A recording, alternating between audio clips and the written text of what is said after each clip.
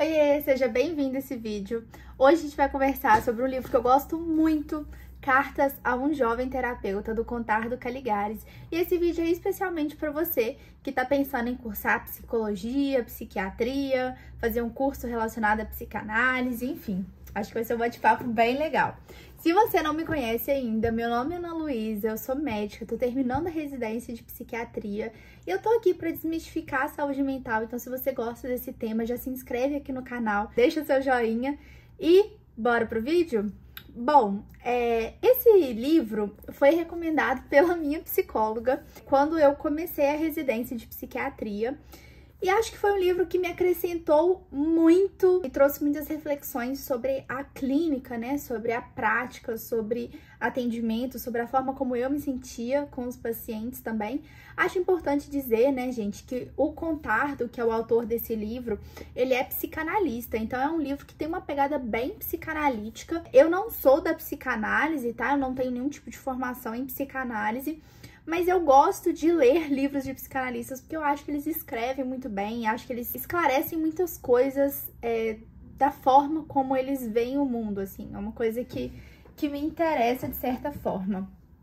E começando, né, bem na introdução, ele fala uma coisa que eu acho muito legal, que é: o psicoterapeuta é um profissional que tenta aliviar as dores do viver com escuta e diálogo. E eu acredito muito que o nosso papel, né, enquanto psi, vamos dizer assim, é realmente aliviar sofrimento mental através da palavra, realmente, né? Eu acho que é muito poderoso quando a gente vê a forma como essa transformação acontece na vida da pessoa, né? Eu acho que se eu tivesse que dizer o que é psiquiatria em uma palavra, eu diria transformação. E ele coloca 4 coisas que seriam desejáveis, talvez essenciais para uma pessoa ser um psicoterapeuta, um psicólogo, um psiquiatra, né? E ele fala que a primeira coisa que ele considera é um gosto pela palavra e um carinho espontâneo pelas pessoas. Hoje tá muito na moda não gostar de gente, né? Tá muito na moda falar que eu não gosto de estar com outras pessoas, eu prefiro meus gatos, prefiro meus cachorros, pessoas são muito difíceis e etc. Mas pra gente trabalhar, né, com saúde mental principalmente, é muito importante que a gente goste de gente, que a gente tenha um interesse genuíno pelas pessoas, né? Eu me assustaria com uma pessoa que faria psicologia ou psiquiatria e é uma pessoa que tem esse tipo de fala, né? Não gosto de gente. A segunda coisa que ele fala é uma curiosidade pela experiência humana e um mínimo possível de preconceito.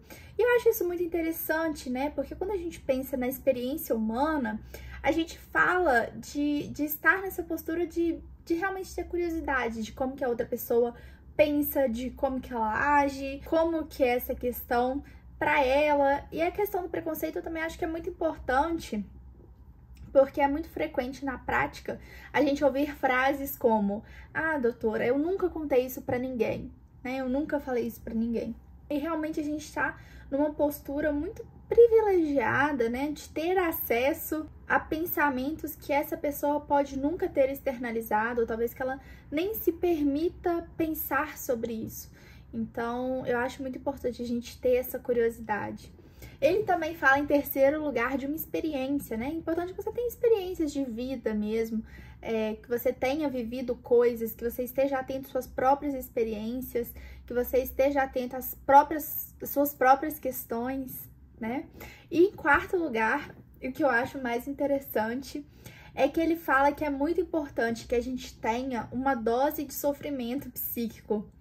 E ele fala que é importante porque a partir do momento em que você tem a sua dosezinha de sofrimento psíquico e que você faz um tratamento para isso, né, uma psicoterapia, por exemplo, no dia que você começar a duvidar do seu trabalho, porque inevitavelmente esse dia vai chegar, você vai saber que o que você faz curou pelo menos uma pessoa, que é você. Né? Então, quando a gente trabalha com uma coisa que a gente de fato acredita, isso faz toda a diferença. E fica até um adendo, né? Que não é obrigatório a gente fazer terapia para trabalhar, né, como psiquiatra, como psicólogo, enfim. Mas eu acho altamente recomendável, principalmente quando a gente está começando, né, porque são muitas questões, querendo ou não, psicólogo, psiquiatra é alguém que lida com problemas dos outros. A gente lida com problemas, a gente lida com sofrimentos, a gente lida com questões muito individuais, muito complexas, né? Então, eu acho muito importante ter esse auxílio, esse suporte, né? E algumas outras coisas, alguns outros comentários que ele faz no livro que eu gostei muito, ele fala que é muito importante que o psi tenha vontade de viver. E quando ele fala vontade de viver, é uma coisa de, caraca, de gostar da vida, sabe?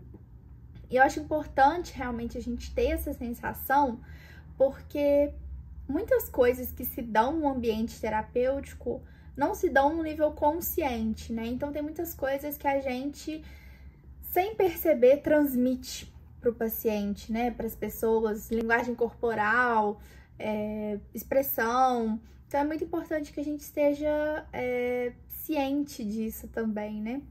Outra coisa que ele fala, que eu acho muito importante a gente ressaltar também, é que um psicólogo, um psiquiatra não dá conselho, né?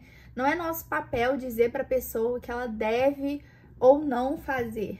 Na verdade, o nosso papel é estimular que ela siga o que ela quer fazer, né?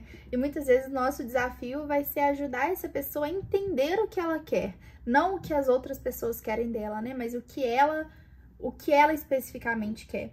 Tem uma parte do livro que ele fala de uma experiência que ele teve, né? De um primeiro paciente que ele atendeu, e que esse paciente confrontou ele, falando, eu sou seu primeiro paciente, né? Porque na época ele tava inseguro e tal. E aí ele fala, brincando, né, que hoje ele vê essa situação muito diferente, mas que hoje ele entende que quem tá começando, na verdade, dispensa uma atenção, às vezes, até maior para coisas cotidianas do que quem já tem uma bagagem, uma experiência muito grande. Isso é muito interessante, né? Porque, por exemplo, quando a gente fala de um serviço de residência médica em psiquiatria, né? Por exemplo, o meu serviço. Eu lembro que no R1, pequenas coisinhas geravam, uau, olha isso, a primeira vez que você vê um toque, a primeira vez que você vê um paciente psicótico. E muitas vezes a gente olha para quem tá começando com um olhar muito de menosprezar, né? De desvalorizar, mas realmente a pessoa que tá começando também tem as vantagens dela, né? Esse olhar fresco, esse olhar novo, esse olhar de surpresa, de curiosidade. E ele também fala em relação à escolha, né? Como que a gente escolhe o nosso terapeuta? A escolha de um terapeuta é muito mais complexa do que a gente imagina. Então, o fato da gente escolher a pessoa que vai nos ouvir, que vai nos acolher, perpassa muito mais coisas do que tá na nossa cabeça. Uma coisa também que eu achei muito legal foi quando ele fala sobre a palavra paciente, que ele não considera que a gente devia usar a palavra paciente, porque ele espera que ninguém fique paciente em relação ao próprio sofrimento psíquico. A gente quer que eles estejam impacientes, né? Que eles queiram mudar essa situação. Então ele usa o termo analisando, né? Eu, na psiquiatria, por ser da área médica, eu sempre uso paciente, não é uma coisa que me incomoda, mas eu achei muito interessante essa visão, né, dessa palavra paciente. Além disso, ele também fala, né, que quando a gente tem um compromisso claro com o nosso paciente, ele vai ficar sabendo. Então, às vezes a gente teme, né, que o paciente não veja, não se sinta acolhido de alguma forma, mas isso, querendo ou não, isso transparece na nossa prática. Ele também fala, né, da importância da gente ter um bom supervisor, alguém para guiar a gente, né, nesses desafios. Traz um pouquinho, né, dessa rixa antiga entre a psiquiatria e a psicanálise, e na visão dele, que é uma visão que eu concordo muito, a psicanálise e a psiquiatria não são excludentes, até porque é plenamente possível que haja um diálogo entre elas, né? Um tratamento psiquiátrico não exclui a necessidade de um tratamento psicoterápico, da mesma forma como que um um tratamento psicoterápico de um paciente com um quadro moderado a grave não exclui a necessidade, né, de um tratamento psiquiátrico. Ele fala ainda da importância da gente se manter humilde, né, estar nessa postura de aprendizado, já que a gente sempre tem alguma coisa, né, sempre tem uma surpresa na história do paciente. E que a gente precisa também ser paciente. A gente precisa ser paciente. Porque o paciente precisa querer mudar. E a gente não pode impor uma mudança para ele. Então, ele vai mudar no momento em que ele estiver sentindo necessidade, que isso partir dele. O paciente não muda porque o psi quer que ele mude. O paciente muda porque ele quer mudar. Nessa primeira parte, eu falei sobre as coisas que me chamaram a atenção, que eu gostei muito do livro, mas tem um ponto específico que eu fico um pouquinho reticente, que eu discordo, né? Que é quando ele fala que o psicoterapeuta não necessariamente precisa ser um profissional de saúde. E, de fato, para ser psicanalista, não é necessário ser psicólogo, ser psiquiatra, né? Mas, gente, eu acho isso muito delicado, porque eu acho que muitas vezes passa por questões muito complexas que uma formação técnica em saúde mental pode auxiliar nisso, né? Até para uma questão de não reproduzir falas que possam estar erradas de alguma forma, né? Não piorar a situação, vamos dizer assim.